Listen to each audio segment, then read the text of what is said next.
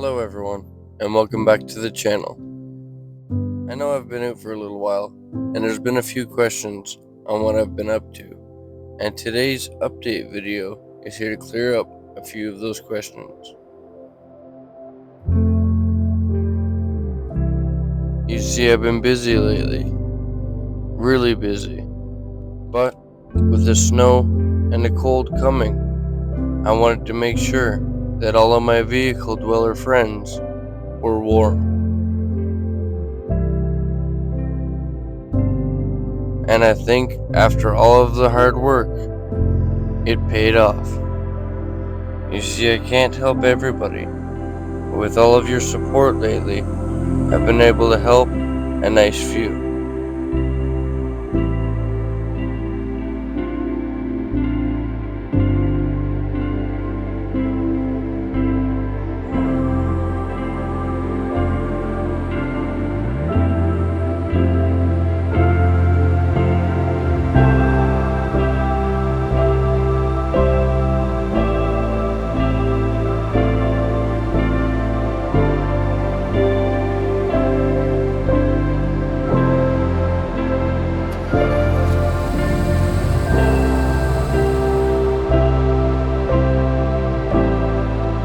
Ever since I mentioned that I know how to install those parking heaters, the amount of people wanting one installed has been overwhelming. But with that being said, I cannot help everybody. So I usually suggest for them to go to this place called Polar Mobility, where for a few extra dollars you can get a proper diesel heater installed of a higher quality instead of the Chinese ones. Recently, Willie got one installed, and Crystal's next on their list. But for right now, let's check in and see how Willie's enjoying his heater. Well, good morning, Willie. Good morning. Look at this feller. Not hard to tell where his heater is. Video of myself to say about the heater, eh? Yeah. I mean, look. You Huh? can see all the snow is on the front and nothing on the back that I have to scrape. I stayed really warm. Right. I was gonna go in my birthday suit, but I said, no, I better not, just in case I'll get some knock to the door. Right? You never know. Wicked, buddy. Well, I'm glad to see that's working out for you. It is working out really good for me. I'm so excited that I don't have to scrape the back. It's a good feeling, isn't it? Yeah. Oh, heck yeah. I wish the heat would go right to the front and then it wouldn't have through the window. Well, Hey, you know? We'll have to drill a hole through the cab in the box. You never know. Yeah, you never know. What do you want today? This is it, buddy. This is it. Meet up in the parking lot for a coffee? Yeah. All right. Going for one now? Yeah, I'm going for one now. All right. Are you going there now? I'm going right now. All right, large some milk. I'll see you there. All right, thank you, buddy. So while I go get me and Willie a coffee, I want to tell you a story about a woman named Paige. Now, she's a little shy about having people into her vehicle, but she allowed me in to have a look at her system, and I'm glad she did, because I've seen a lot of installs like this that are actually unsafe for the long run. And from one kind gesture to another, not only did we help her with her heater system, we grew a great friendship. You see, this was her original system, and the first thing I did was yank the batteries and test them, and the results were that they were dead. And I suspect being hooked up to this 2000 watt inverter actually hurt them more than helped them. Her main power draw was the diesel heater itself, and that only takes 15 watts, or up to 150 watts on startup. So a 2000 watt inverter was a complete overkill for this small system, even though she had a nice bit of battery power. The second thing I noticed was that her batteries were actually sitting in there loose, causing them to beat up against the diesel heater casing and have it spill diesel everywhere. Not to mention the diesel heater being improperly mounted and on top of an IKEA presswood cabinet. Long story short, once I seen this, I went straight to work, trying to clean it up and make it a little safer and a little more efficient for a full-time vehicle dweller. You see, on top of all of that, she didn't even have alternator charging. She was relying on plugging into a house to charge up her batteries each time. And as a full-time vehicle dweller, that puts a lot of limitations on where and what you can do. So once we got her diesel heater safely installed in the floor the way it properly should be, we also went ahead and set her up with a 12-volt isolator system for alternator charging.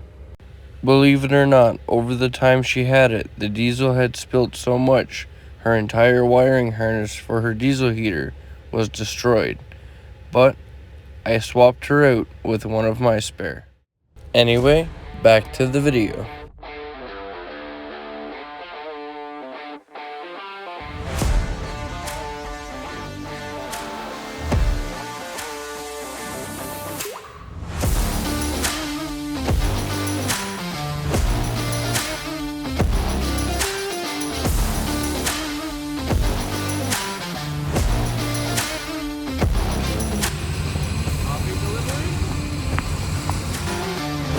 Also, another big update, Mr. Blur's back in town.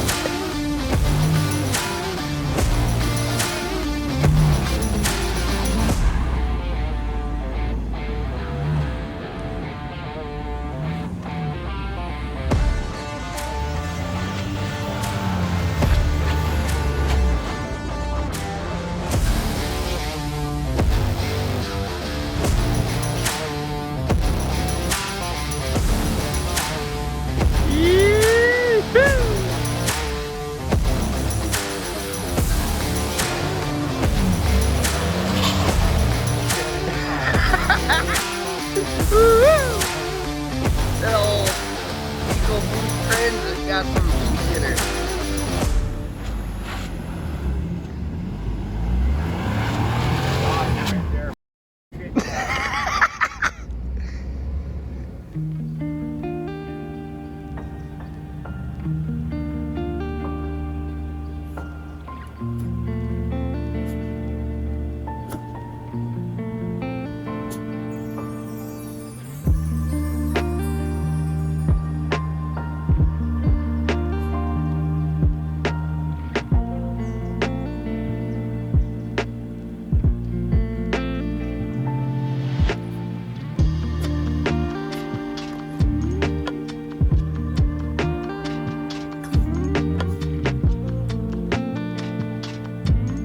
Later that day, after Odie was done messing with the fan, a friendly face stopped by to see me. What are you up to today? I just got off work, we're gonna make breakfast and then see what happens. Yeah. What's up? You got more packages coming or? I don't think so today, but Just give me a shot. It might be up, whatnot. cool, man, cool. Thanks again. Another update is some of the packages that you have all sent me so far. It's my birthday tomorrow. Today, if you're watching this video. I don't publicize my address because, as you can see, it's a friend's address that I use, and he delivers the package to me once they come in.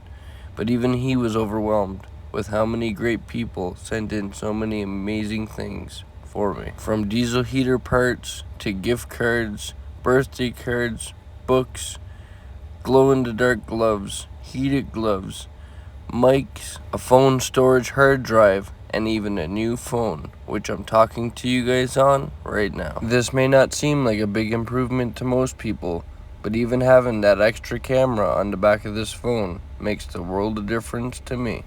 To top it all off, a wonderful woman named Sammy the DJ has paid for this music.